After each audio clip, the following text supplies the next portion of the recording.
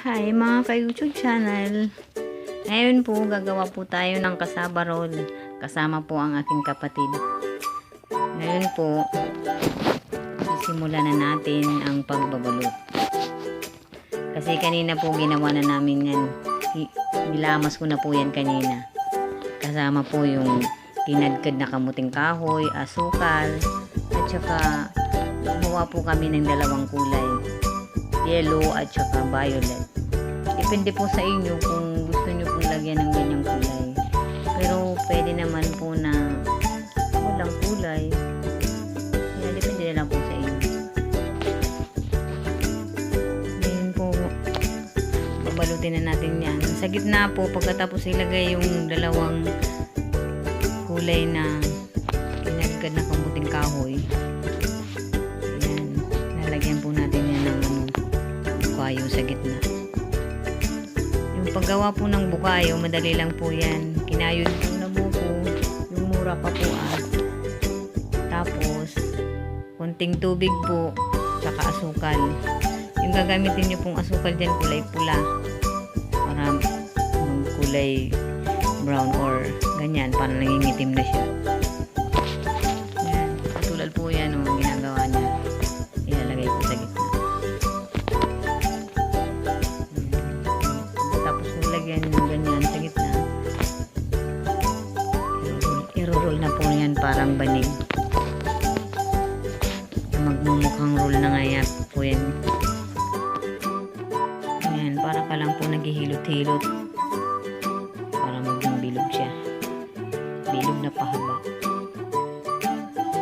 Ayan. Ganyan po. Ayan. Then, i-roll mo na po yung pagganyan. Tapos, tatalian mo po sa dulo. Yung dalawang dulo po, tatalian mo po yun.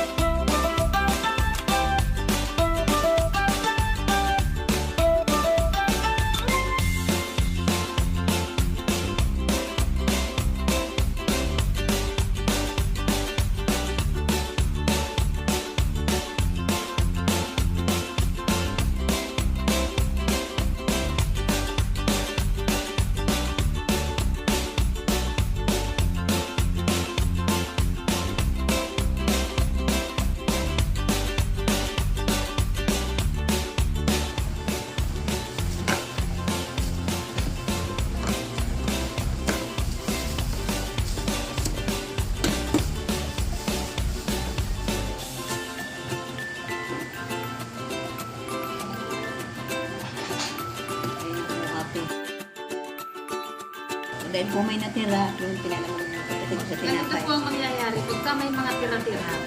At para hindi masira, kumuha kayo ng box. Ayan o. Lagyan mo.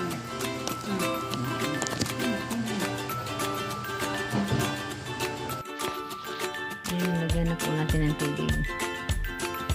Pakukuluin po natin to 50 minutes hanggang 1 oras.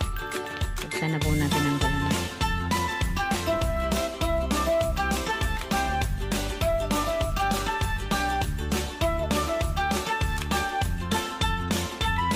Ayan, luto na po. Ngayon, titingnan po natin kung ano